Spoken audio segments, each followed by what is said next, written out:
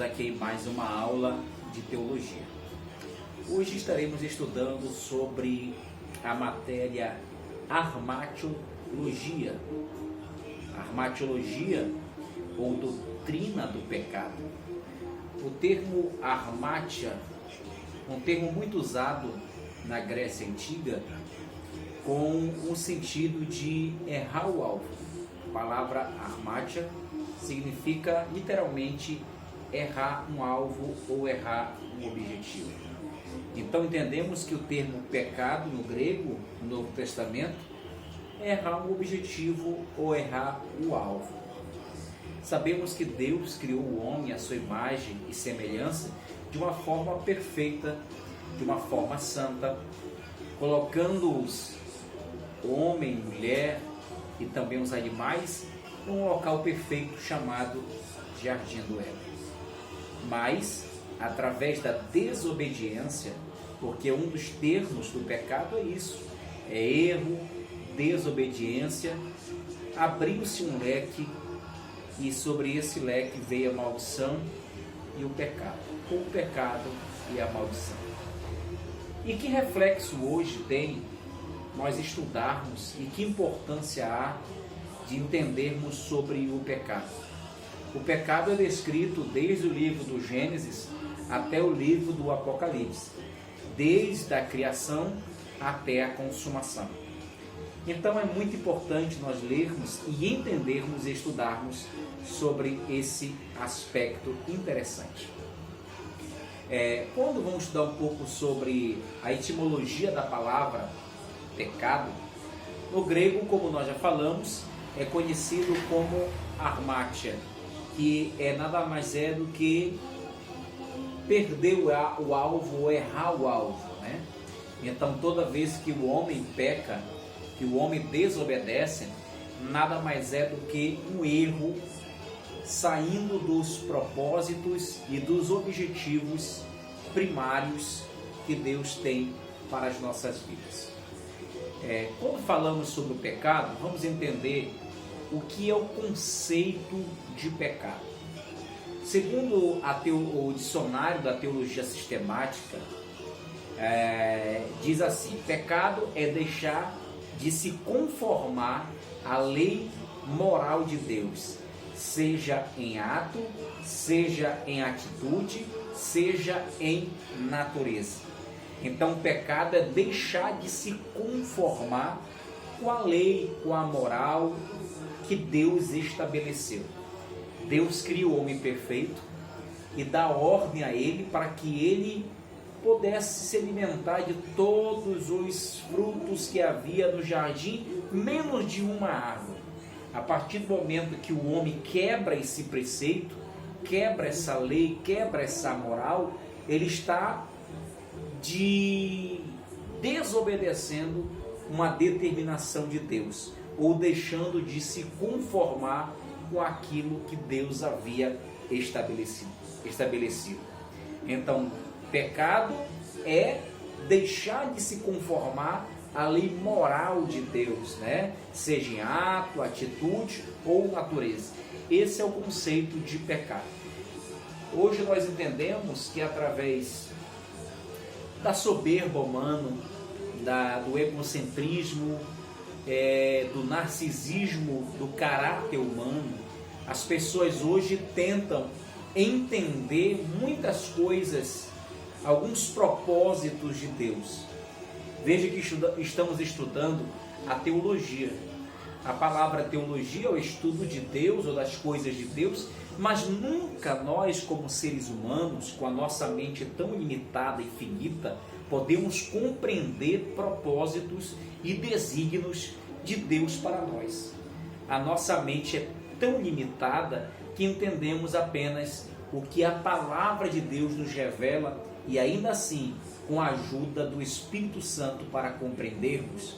O apóstolo Paulo diz que nós vemos como espelho, ou seja, obscuro, não entendemos a realidade dos propósitos na sua plenitude, até porque a nossa mente, ela é uma mente finita para compreender propósitos infinitos de Deus para a nossa vida. O que nós temos que aprender é que a obediência à lei de Deus gera em nós um crescimento espiritual, e a desobediência da lei de Deus gera o pecado nas nossas vidas. E de onde surgiu a origem deste ato do pecado? Nós entendemos aqui uma concepção chamada concepção dualista.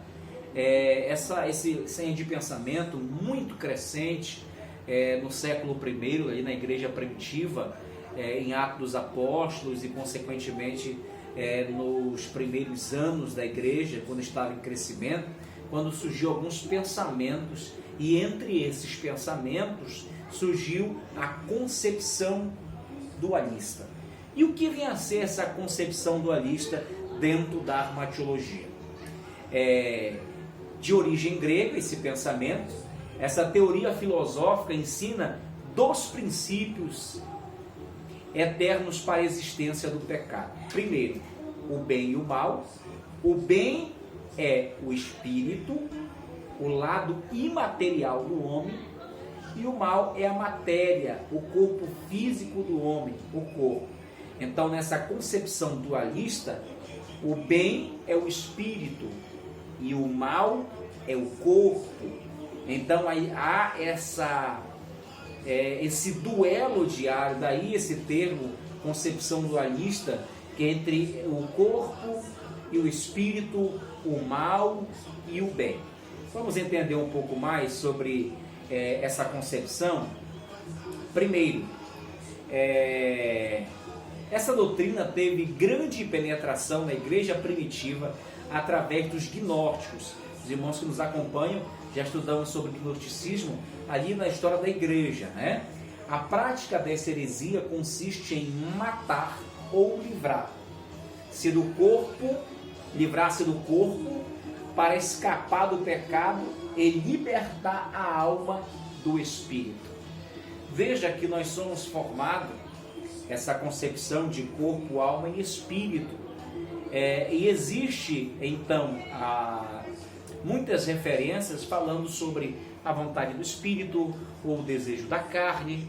E essa concepção do bem e o mal diz que o espírito é o bem e o corpo é o mal.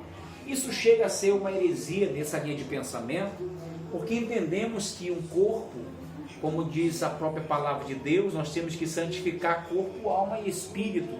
Então pode sim, e deve ser, que o nosso corpo tem que ser santificado, a nossa mente, o nosso espírito tem que ser santificado. Veja que essa luta entre o espírito e a carne, ela é descrita até mesmo nas epístolas paulinas, mas daí colocar este conceito, essa concepção dualista e entender que todo o corpo é o mal e o espírito é o bem, já chega a ser uma linha de pensamento que foge dos preceitos de Deus. Vamos entender um pouquinho mais.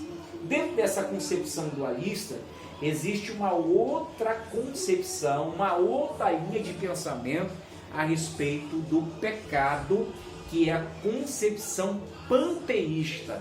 Agora deixamos a dualista, e vamos à panteísta. Essa filosofia religiosa ensina que tudo é Deus e Deus é tudo. Se tudo é uma extensão de Deus, como os panteístas relacionam o mal com Deus? Eles negam a realidade do mal e ensinam que o mal é uma ilusão.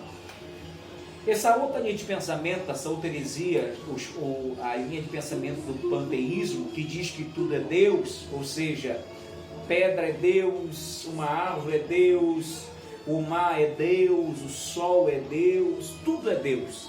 Para eles, Deus é tudo e tudo é Deus. Nós entendemos que a natureza é apenas uma criação de Deus, mas não é Deus. Existe uma diferença entre a criatura e o Criador. Então nós não podemos generalizar e dizer que se tal coisa foi criado por Deus, seja Deus. Não. Criatura é uma coisa e Criador é outra coisa. Então, se nós pegarmos essa linha de pensamento, dessa concepção panteísta, e colocarmos como regra de fé, se tudo é Deus e o mal é Deus, o pecado é Deus, veja que essa linha de pensamento se contradiz com os preceitos bíblicos. Então, é mais uma linha de pensamento herética que não tem base bíblica, e isso causou um grande problema à igreja primitiva, com linhas de pensamentos como os gnósticos, os panteístas e entre outros que nós já estudamos em história da igreja. Agora vamos entender um pouco sobre a origem do pecado. Eu vou fazer uma pergunta e deixar no ar e depois eu respondo. Deus é o autor do pecado? Muitas pessoas, eles chegam, muitos críticos, até mesmo ateus, chegam a dizer que se Deus sabe de todas as coisas, então Deus criou ou Deus permitiu o pecado? Vamos entender um pouco essa linha de pensamento. Vamos deixar essa pergunta no ar. Deus é o autor do pecado? E eu vou responder, não. Deus não é o autor do pecado. Louis Belfort, um grande escritor, diz uma coisa interessante e eu quero que você entenda. Diz assim: o decreto eterno de Deus evidentemente deu a certeza da entrada do pecado no mundo, mas não pode-se interpretar isso de modo que se faça a entender que Deus é a causa do pecado, no sentido de ele ser o autor responsável. Deus não peca. E Deus, ele não é responsável pelo pecado. Veja que essa consequência do erro, né? O termo armate, errar o alvo, não foi Deus que errou. Foi o homem que errou. Foi o homem que desobedeceu os princípios, os propósitos, os desígnios, a lei de Deus. Não foi Deus. Deus havia criado tudo perfeito. O homem veio a desobedecer a lei de Deus e, consequentemente, trouxe uma consequência de pecado inevitável. Vamos entender isso à luz da Bíblia, tá? Eu vou falar algumas referências para quebrar essa linha de pensamento de que Deus é o autor do pecado ou Deus teve participação nessa situação. Veja uma coisa. No livro de Deuteronômio, capítulo 32, e o versículo 4, diz dessa maneira: suas obras são perfeitas, porque todos os seus caminhos são juízo. Deus é fidelidade, e não há nele injustiça, é justo e reto. Veja, a Bíblia não se contradiz. A Bíblia afirma, dizendo que as obras de Deus são perfeitas. Não há falha, não há erro, não há variação de pensamento, não há palavras de duplo sentido. Deus afirma as coisas com sinceridade e com retidão. Um outro versículo muito interessante para deixar bem claro é Jó 34:10, que diz isso: longe de Deus o praticar ele a perversidade, o Todo-Poderoso de cometer injustiça. Deus não comete injustiça. Deus não pratica a perversidade. Deus é justo, santo e perfeito. Tudo que é relacionado a pecado, a erro, a falha, se direciona ao homem, criatura, falho, mas não a Deus, que é perfeito e santo. Vamos deixar isso bem claro, amém? Apesar de estarmos estudando sobre a armatiologia, mas sempre direcionado ao erro humano, ao erro do homem, porque foi pela desobediência do homem no jardim do Éden, né? Do homem, da mulher que desobedeceram, é que abriu essa porta do pecado em questão da humanidade. Último versículo para fechar essa questão, Tiago 1:23, diz assim: Deus não pode ser tentado pelo mal, e ele mesmo a ninguém tenta.